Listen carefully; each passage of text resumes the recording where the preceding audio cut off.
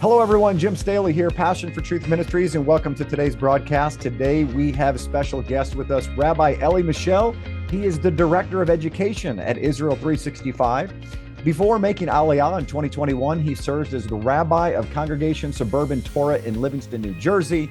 He also worked for several years as a corporate attorney at Day Pitney, LLP. Rabbi Mischel received rabbinic ordination from Yeshiva University's Rabbi Isaac Elkanan Theological Seminary. And he also holds a JD from the Cardozo School of Law and an MA in Modern Jewish History from the Bernard Revel Graduate School of Jewish Studies. He's also the editor of Ha Mitzraki magazine, which I believe, Rabbi, is the Eastern magazine. Is that what that is? Right. It's the main religious Zionist magazine for the world. Hey, praise God. All right. Well, Rabbi, welcome to today's program. I'm so glad you're able to join us. Thanks so much for having me. It's great to be here. Yes, absolutely. So first of all, we are broadcasting from Jerusalem right here, right? In Beit Shemesh, you said? Yeah, we're only about 25 minutes away from Jerusalem. So this definitely qualifies as a suburb. All right. So we're in a suburb of Jerusalem. And Rabbi, we're going to be talking today. Our patrons and followers from around the world in multiple languages are going to be very interested in what you have to say today in our discussion, because although this might go in whatever direction it might go, what is definitely dear to both of our hearts over here as a believer in Yeshua, and that strongly supports my brother Israel, and for you on the other side of the track that is joining arms with us. And those arms, by the way, are getting shorter and shorter and less because of the propaganda that's out there against Israel. And unbelievably, what happened on October 7th, by the way, right after a solar eclipse, we have Israel going to war with Hamas because Hamas comes in and kidnaps, rapes, pillages, and destroys Israeli people. And then all of a sudden, the whole world is for Israel. And then months later, the world begins to kind of fall apart in their support for Israel. Rabbi, what happened? What's going on right now? Right. It is absolutely biblical what's happening now. There's no way to explain this rationally. I mean, the facts should not really be in dispute, right? There was a ceasefire beforehand. There was no war, and Hamas was given Gaza, right? The Palestinians were given all of Gaza back in 2005. And yet from the moment they took over, they have not stopped their attacks on Israel proper. This is not a battle over Gaza. This is a battle over Israel itself. They came, they slaughtered, they murdered, they burned babies alive. They raped so many women. I mean, the horror that they perpetrated on the people of Israel, the greatest horror that's been perpetrated against us since the Holocaust. And by the way, Rabbi, I think it's hopefully you don't mind interrupting you every once in a while, because I know my audience, and what's really important is what you just said. This is not what Israel is saying. Israel's not saying just Israel, I should say, that they raped and pillaged. Hamas admits this. This is not something that they're denying, right? Like, this is important. They wore GoPro cameras on their helmets, right, in order to record themselves murdering and raping and torturing, right? This is something that they're proud of. This is something that's in their charter, where they call not just for the destruction of Israel, but for the destruction and the slaughter of all Jews everywhere. Yeah. And so this is not something that they're hiding. This is very much like Hitler writing in Mein Kampf exactly what he wanted to do and how he felt about the Jews, what he believed. So they've been very clear about this for decades, ever since the founding of Hamas. So we shouldn't be surprised. Of course, it was shocking in the moment because it was a surprise attack that unbelievably the Israeli government missed and the IDF missed. But the attack should not be shocking. This is something that they've been saying that they've wanted to do forever, since they were founded. So it really is extraordinary that there's debate about this in the world, and yet the great majority of the world has turned against Israel. We are witnessing right now a world war against the people of the Bible, and to me, it's crystal clear. I mean, we find that on the one hand, Muslims across the world are standing together on this. There are a few exceptions, a few happy exceptions. The UAE, United Arab Emirates, who are trying to create a more peaceful form of Islam. But the vast majority of Muslims in the world, and including in the United States, support what happened on October 7th. And then on the other hand, the secular progressive West, right, which is really all of Europe and much of America, unfortunately, they hate the people of the Bible as well, right? They hate what Israel stands for, the moral conscience that Israel brings to the world. And that's why this is happening. And it's happening first to the Jews, but it's coming for the Christians as well. We've already seen this in many cases already, during the Christmas tree lightings around the United States, all across the country. They were getting attacked and disrupted. Easter services were disrupted in America. What does that have to do with Israel? This is so apropos to every wicked generation, and every liberal media takes, I call it the tree analogy, good and evil tactic, is they take a little bit of truth, right, and twist it and make it appear as like a spoonful of sugar makes the medicine go down. And the people that don't know anything swallow it. And so when you say, when you have a sign that says, stop the genocide, stop killing children, like that's a good thing. Let's stop kill children, right? But can you know where I'm going with this? Is that the propaganda from this liberal side, they're using terminology that everyone agrees with, like stop war, we love peace, stop killing children. But why is that so offensive and so wrong and on the wrong side? So there really is a biblical foundation to this. We're facing, like I said, two great enemies. On the one hand, the Muslims who descend from Ishmael. And on the other hand, this whole secular anti-God movement, which really descends from Esau, right? Spiritually, it descends from Esau. Esau, according to our tradition, when his grandfather Abraham died, he said, if even Abraham dies, there's no purpose to life, there's no God, right? So he rejects it all. And so Esau is really the father of this whole secular pagan approach to life. Now, Esau also has another quality to him, which is exactly what you're speaking about. Right? He portrayed himself to his father Isaac as a righteous person, which is why Isaac wanted to give him the blessings. Right? Our sages tell us that Esau would ask Isaac all sorts of questions that made him appear to be very righteous, right? Outwardly. He would ask him about tithing salt and all sorts of things that are really not required in order to show that he was like this very holy man. When in reality, inside, right, he was a corrupt and evil individual. And it's exactly, we see that all through the Bible. There's Doeg the Edomite, who descended from Esau in the book of Samuel, who does the same thing. He portrays himself as this holy and righteous person, but ultimately he commits murder and slaughters the priests of Nob in the book of Samuel, a descendant of Esau. And that's what we're finding today with these morally, they present themselves as morally righteous people, but really they're incredible hypocrites. And so they act as Esau did, as if they're the victim, right? And they say, this Jacob, he cheats me. This Jacob, he's evil. He took the blessings from me. When really Esau is the evil one. And that's exactly what's happening right now. I mean, look at the United Nations, how disgusting it is, what's coming from their mouths. Yeah. Within hours of the October 7th slaughter, they were already saying, this didn't happen in a vacuum.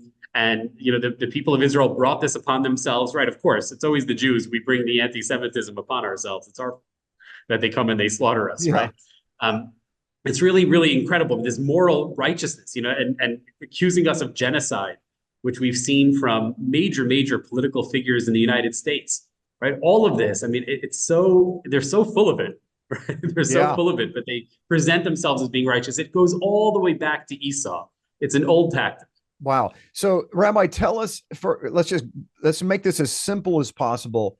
Let's give a real definition for genocide, because oftentimes when you look at history from Hitler, right? He said, if you tell a lie long enough and loud enough, the people will believe it. And when you change definitions, at some point, people will believe the new definition.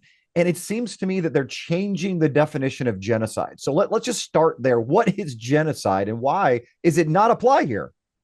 Right. So I'll give you straight U.S. law, which defines genocide as a violent attack with the specific intent to destroy a national, ethnic, racial, or a religious group.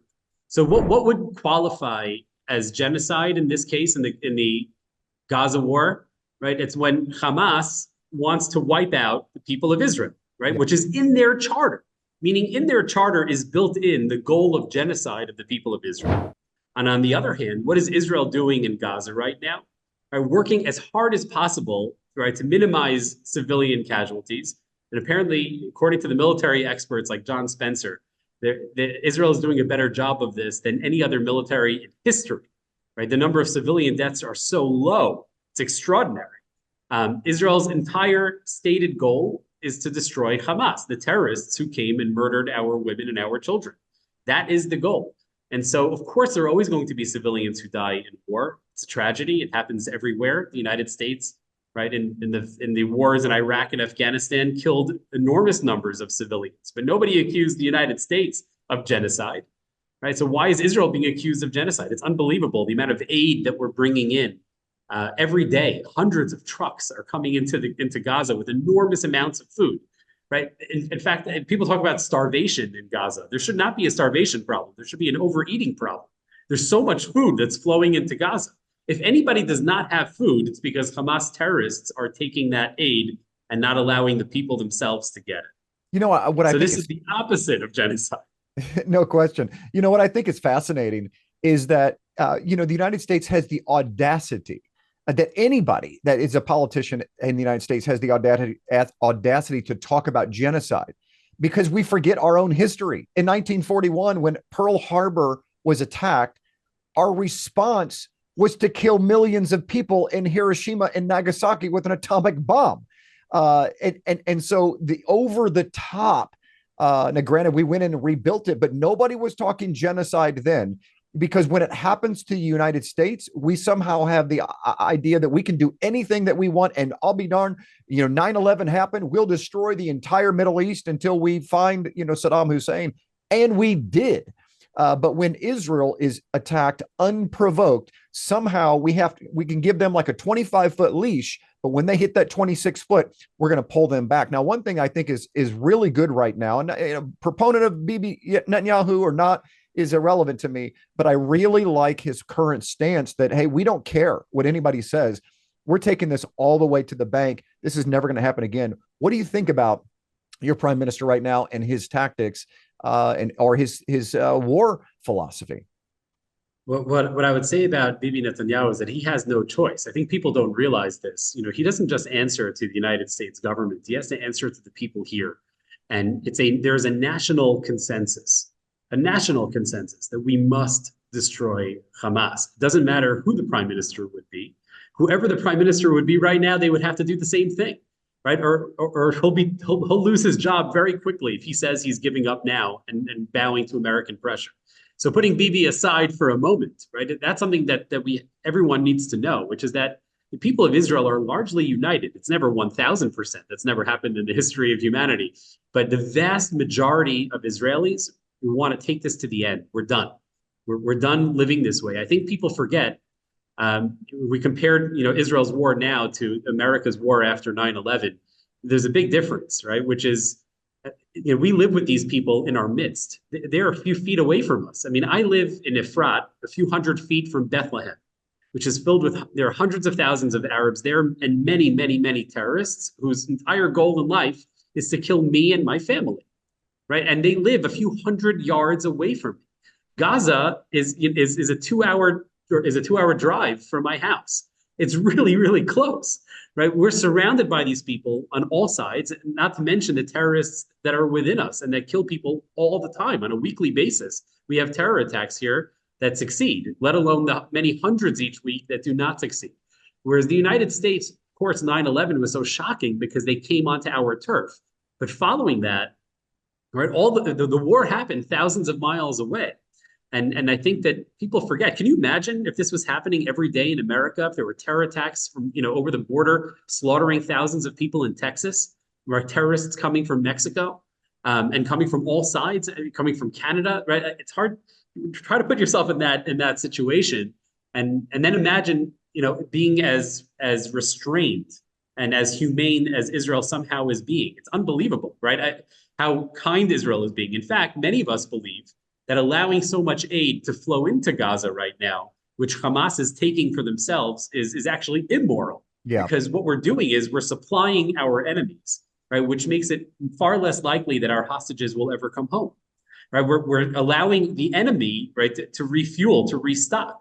That's immoral. The moral thing to do would be, right, to cut off Gaza completely until the people in Gaza riot and demand that Hamas give up the hostages, right? That's how we'll get them home. But unfortunately, we're not doing that because of U.S. pressure. Well, it's unfortunate because every international historical law of war has been thrown out the window. Like war, war rules. It used to be whoever wins the war rules. Like that's how it works. If I beat you and I take your land, it's my land. I didn't dispossess you. No, you went to war with us. It's like ancient Israel, right? They were squatting on the land that God gave Abraham, Isaac, and Jacob, period. So they went to Egypt for a few hundred years. All right. They came back. God said, it's your land. So they went in there and they were very nice about it. Can we have our land back? No, we don't really want to go to war with you. That's okay. We want to go to war. We're going to go to war. So they went to war with Israel. Israel did not go to war against these cities. They could have let them have it. They could have left. They were there for 400 years. They should have been grateful.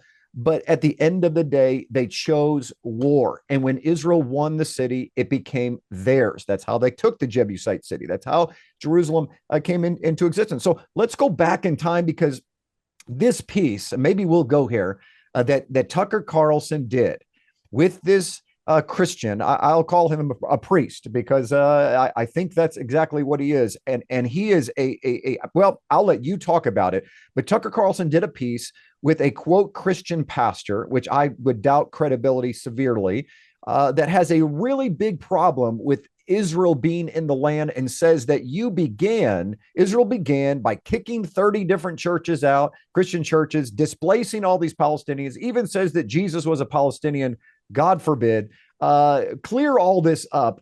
Matter of fact, before we do, let's watch the clip so the audience can see exactly what we're talking about. If you wake up in the morning and decide that your Christian faith requires you to support a foreign government blowing up churches and killing Christians, I think you've lost the thread. Just to end on this, if you had a message for Christian leaders in the United States, whether in government or in churches or just citizens who care about the religion and their fellow Christians, what would it be? It would be to remind them that when the state of Israel was created, it was not created on an empty land. It was created on a land that had millions of indigenous Palestinians there, including Palestinian Christians. And that state they support, that state they celebrated as a fulfillment of prophecy and a sign of God's faith to the Jewish people. For it to become a state, hundreds of thousands of Palestinians, including Palestinian Christians, were forced to leave and have never returned. Churches were closed. A friend of mine did the research and counted more than 30 churches that were closed when Israel was created because Palestinians were expelled from the land. Our numbers continue to be in decline. So we're pleading that come and listen, come and talk to us. And my message to Christian leaders right now is there is a very, very brutal war taking place in Gaza, a war that I've described using the word genocide, because it's a war that has used even starvation as a mean. And fellow Christians are suffering because of that war.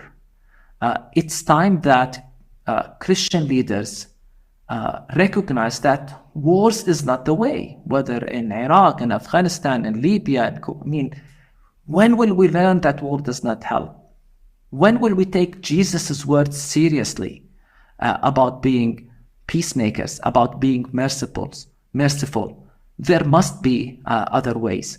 And so it would be an invitation to listen, to learn more, and to avoid very shallow and simplistic perspectives that are not based on scripture itself, but more based on political equations. And I would plead right now, and I will continue to plead, that we need to stop this war in Gaza.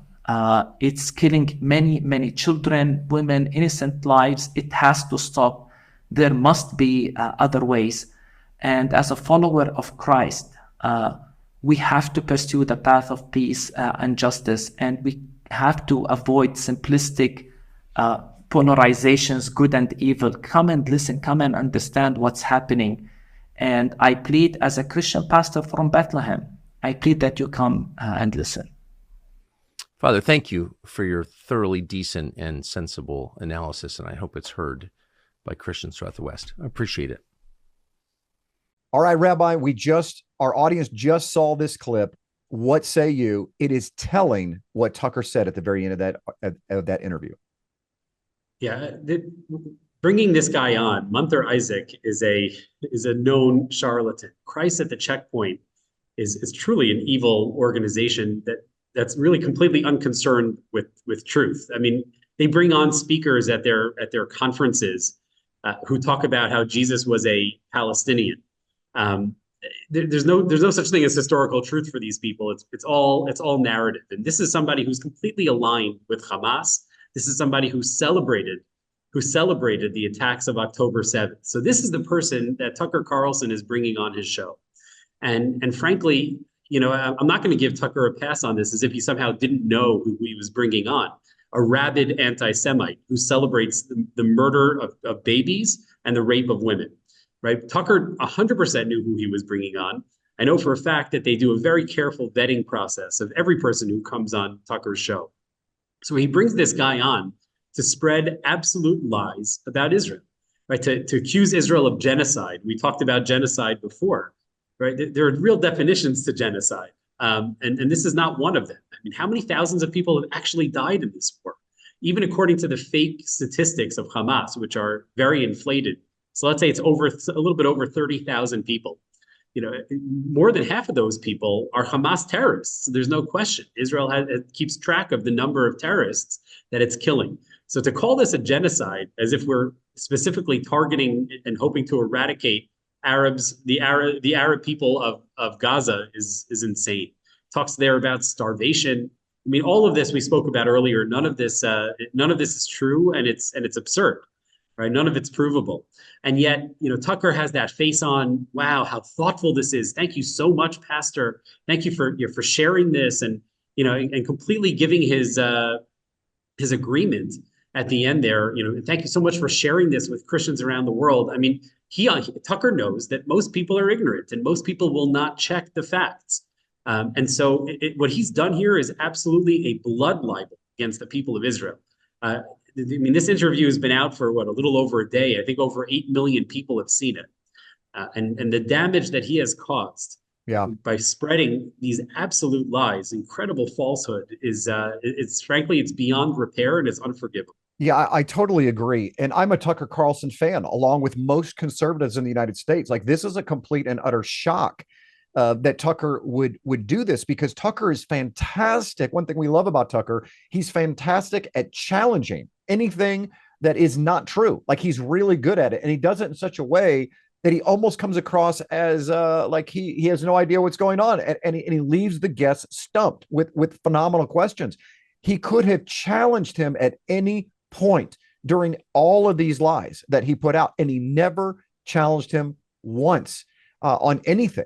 And so, yes, I think it was more than a nod. I think it was almost like giving Hitler a high five to go forward, and with Tucker representing the will of the people. And now just all the will of the people, 8 million people are going to fall right in line because they're not educated on what really happened in Israel, how it became a nation, and so on and so forth.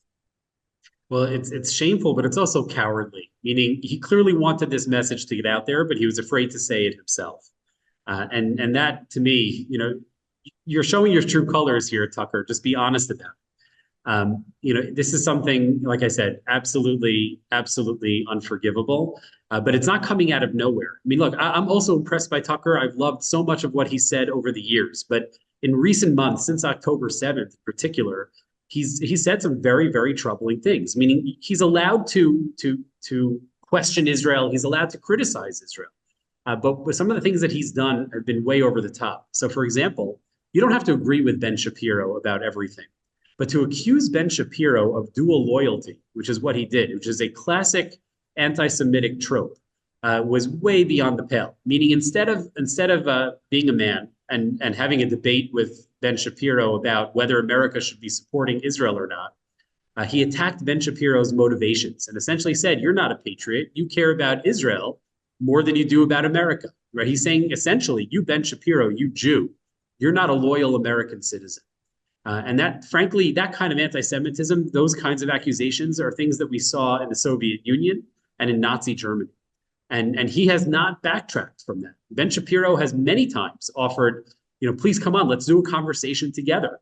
Why make this about motivations? But he refuses. He'd rather attack Ben Shapiro's character with this anti-Semitic accusation than actually have a real conversation on the merits. Yeah, and I find that to be the case whenever someone has an ideological bent or a bias in a particular direction, and it only goes to prove the depravity and the humanity of even Tucker Carlson, that he is not, I don't even know if there's such thing as a pure journalist. And so what I find right now is a narrative. There's even a horrible narrative that the Jewish people inside of Israel are not even the real Jews. Have you heard this?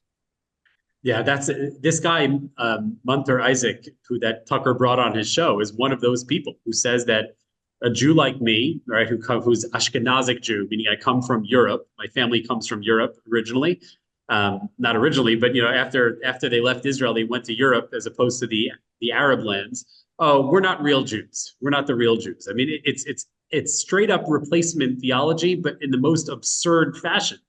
I mean, it's absolutely absurd. No one of any repute takes it seriously, but they've learned that if you say these things over and over again, and to people who are not thoughtful or don't know any better, people believe this stuff. And so, so this straight up, this is like low level replacement theology. This is not very complex or sophisticated. But that's exactly what they're trying to do. They're the victims. They're trying to replace. Right, the Jews are now the Nazis. I mean, this stuff is absurd, but if you say it loudly enough and you say it long enough, there will be many people who believe it. So, Rabbi, what is your prediction for this war? I know recently Israel has attacked the embassy in Syria, the Iranian embassy in Syria. Tell us why, because they're not really telling us over here why. Okay, so they're bending it towards, Israel just unprovokingly attacked. What is the real reason, why they did that? And then what's going on with Iran? Just today, it's out in the news. Iran is potential. The White House issues a warning. Iran is potentially ready to attack maybe this week. So talk to us about that. What's your prediction? What's happening here? Right. Well, it's hard to give predictions, but what I can say is, why did Israel attack and kill this Iranian general in Damascus? Right, what was he doing in Damascus? We've got to realize that the enemies that are surrounding Israel are all proxies of Iran. I mean, they're directly funded by Iran. So Hamas in the south in Gaza and Hezbollah in the north. This is Iran. They're not separable, which is why it's so absurd that President Biden has allowed the transfer of billions of dollars to Iran since October 7th. Right? It's absolutely absurd, right? He's funding the people who are funding the terrorists who are killing Jews in Israel. Right? This is so when Joe Biden allows billions of dollars to go to Iran, I think to myself, how many dead Jews does that mean? And how many dead Americans does that mean?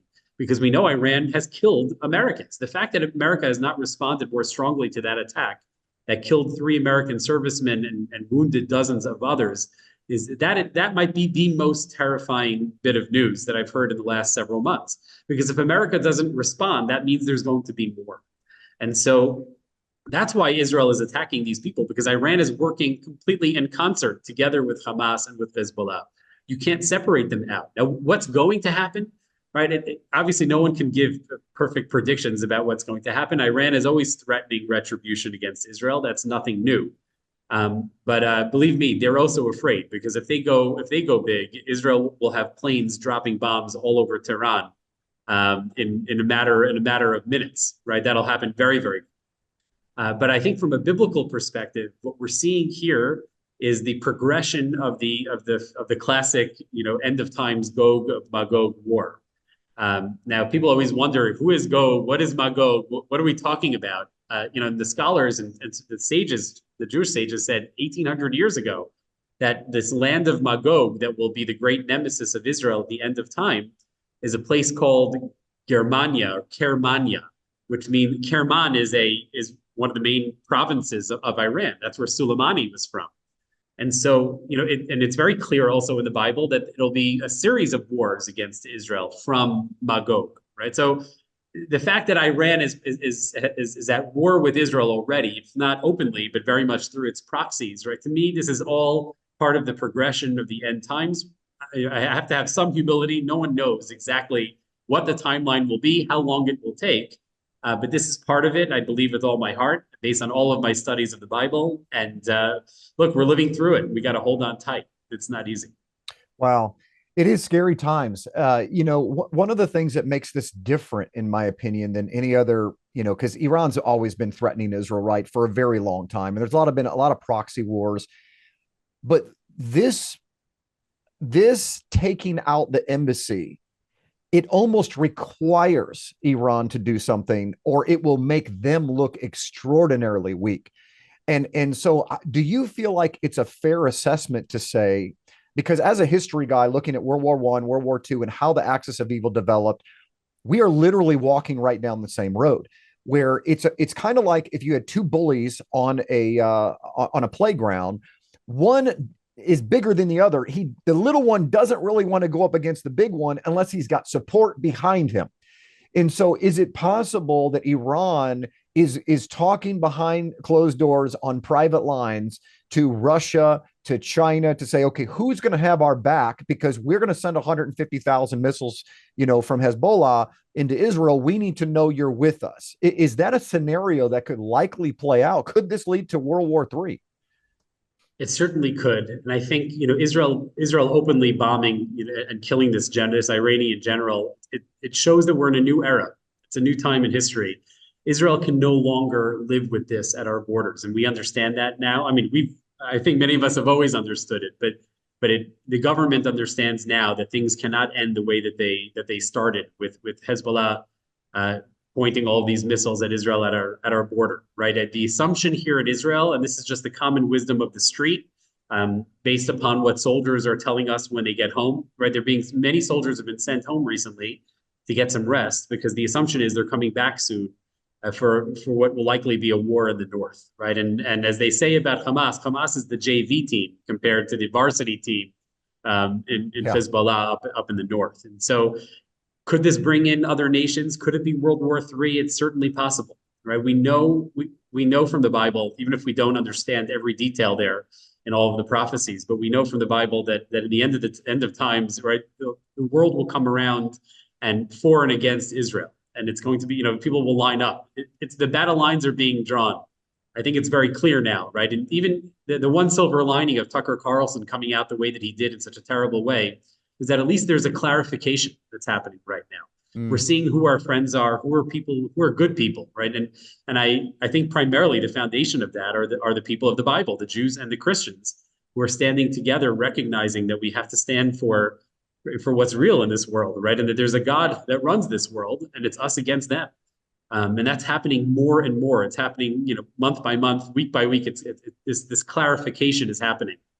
And the great majority of the nations of the world are turning against Israel. Some are remaining with us. Within the United States itself, there's this great clarification that's happening, sometimes in surprising ways, right? Who would have thought that Senator Fetterman from Pennsylvania would become a moral titan, right? Who knew, right? We don't know.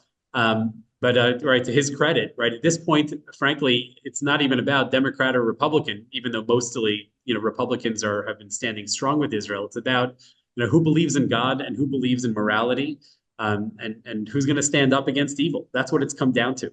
Yeah. And so, this has very much has the potential. We're already seeing it. It is a world war. I'll share one pretty amazing thing now with your audience that maybe people don't realize. But in older versions of the Palestinian flag, it said in Arabic, literally on the flag itself, first we kill the Saturday people, then we kill the Sunday people.